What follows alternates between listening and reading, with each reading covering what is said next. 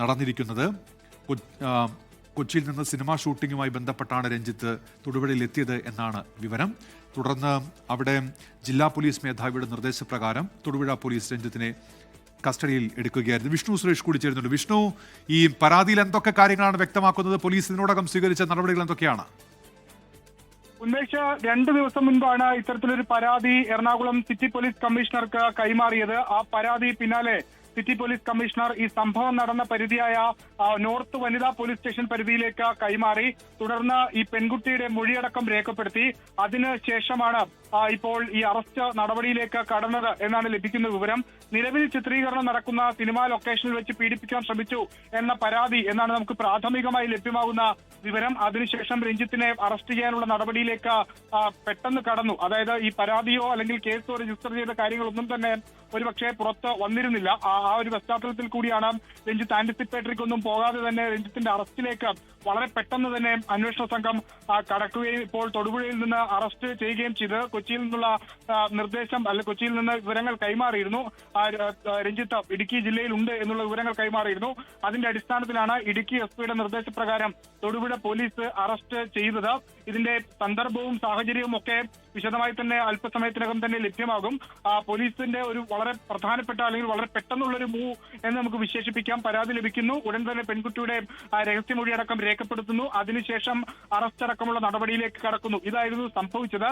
രഞ്ജിത്തിനെ സംബന്ധിച്ച് ഇത് 3ാമത്തെ ലൈംഗിക ആരോപണ പരാതിയാണ്. അതിൽ 2 കേസുകളോളം നേരത്തെ ആദ്യത്തെ കേസ് പാലേരി മാണിക്യം സിനിമയുമായി ബന്ധപ്പെട്ടാണ്. അത് ഹേമ കമ്മിറ്റി റിപ്പോർട്ട് പുറത്തുവരികയും രഞ്ജിത്തിനെതിരെ ബംഗാളി നടി പരാതി നൽകുകയൊക്കെ ചെയ്തത് നമ്മൾ കണ്ടതാണ്. ആ പരാതി സ്വീകരിക്കുകയും അതിൽ കേസെടുക്കുകയും പിന്നീട് ആ പരാതി റദ്ദ് ചെയ്യപ്പെടുന്ന സാഹചര്യം ഉണ്ടായി. അതിന് പിന്നാലെ മറ്റൊരാൾ കോഴിക്കോട് നിന്ന് രഞ്ജിത്തിനെതിരെ ഒരു പുരുഷൻ ഇത്തരത്തിൽ ഒരു പരാതി നൽകിയിരുന്നു. രഞ്ജിത്ത് തന്നെ സിനിമ ഷൂട്ടിംഗ് എന്ന രീതിയിൽ വിളിച്ചു വരുത്തി മോശമായി പെരുമാറിയെന്ന്. അങ്ങനെയാണ് രഞ്ജിത്ത് ഈ ആരോപണങ്ങൾക്കൊടുവിലാണ് രഞ്ജിത്തിന്റെ ഈ ചലച്ചിത്ര അക്കാദമി എന്നുള്ള സ്ഥാനമൊക്കെ പോകുന്നത്. അതെല്ലാം നമുക്ക് മുൻപിലുണ്ട്. അതിന് പിന്നാലെയാണ് ഇപ്പോൾ വീണ്ടും രഞ്ജിത്തിനെതിരെ സമാനമായ ഒരു പരാതി ഉയർന്നു വരികയും ഇപ്പോൾ അതിൽ വളരെ പെട്ടെന്ന് ഒരു അറസ്റ്റിലേക്ക് പോവുകയും ചെയ്തത്. മറ്റ് കേസുകളിലൊക്കെ അറസ്റ്റിലേക്ക് അത്ര പെട്ടെന്ന് പോയിരുന്നില്ല. അതായത് രഞ്ജിത്തിനെതിരെ കേസ് രജിസ്റ്റർ ചെയ്യുന്നു. അതിന് പിന്നാലെ അറസ്റ്റ് അടക്കമുള്ള നടപടിയിലേക്ക് പോകാതെ രഞ്ജിത്തിന് ആന്റിസിപ്പേറ്ററിക്ക് പോകാനുള്ള ഒരു സാധ്യത ഉണ്ടാകുന്നു. അവസാനം രഞ്ജിത്തിന് ആന്റിസിപ്പേറ്ററി കിട്ടുന്നു. അങ്ങനെ രഞ്ജിത്ത് പോലീസ് സ്റ്റേഷനിൽ ഹാജരായി അറസ്റ്റ് രേഖപ്പെടുത്തി വിടുന്ന സാഹചര്യമുണ്ടായത്. പക്ഷേ ഇവിടെ അങ്ങനെയല്ല. യുവനടി നേരിട്ട് പരാതി കൊടുക്കുന്നു സിറ്റി പോലീസ് കമ്മീഷണർക്ക്. വളരെ കൃത്യമായി തന്നെ ഈ വിഷയത്തിൽ നടപടി സ്വീകരിക്കാൻ അദ്ദേഹം വനിതാ പോലീസിനോട് നിർദ്ദേശിക്കുന്നു. അതിന്റെ അടിസ്ഥാനത്തിലാണ് ഇത്രയും പെട്ടെന്ന് തന്നെ അറസ്റ്റ് നടപടിയിലേക്ക് കടന്നിട്ടുള്ളത്. വളരെ പ്രധാനപ്പെട്ട ഒരു അറസ്റ്റ് എന്ന് വിശേഷിപ്പിക്കാം രഞ്ജിത്തിന്റെ ഈ അറസ്റ്റിനെ.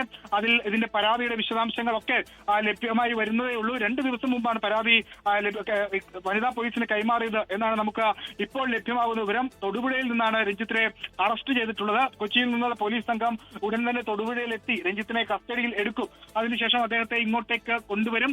നാളെ കോടതിയിൽ പ്രൊഡ്യൂസ് ചെയ്യുന്ന നടപടിയിലേക്കൊക്കെ കടക്കും. രഞ്ജിത്തിന് ഈ കേസിൽ പ്രാഥമികമായി ജാമ്യം ലഭിക്കുക അടക്കമുള്ള കാര്യങ്ങൾ ബുദ്ധിമുട്ടാണ്. വകുപ്പുകളുടെ കാര്യത്തിലൊരു വ്യക്തത വന്നിട്ടില്ല.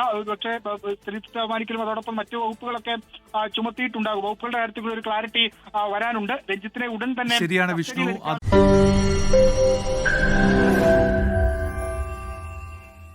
ലോകത്തെവിടെയായാലും ഏത് സമയത്തും 24 വാർത്തകളും ഓഗ്മെന്റഡ് റിയാലിറ്റി പാക്കേജുകളും എക്സ്പ്ലെയിനറുകളും വിശദമായി കാണാൻ ഞങ്ങളുടെ യൂട്യൂബ് ചാനൽ നിങ്ങൾക്ക് സബ്സ്ക്രൈബ് ചെയ്യാം.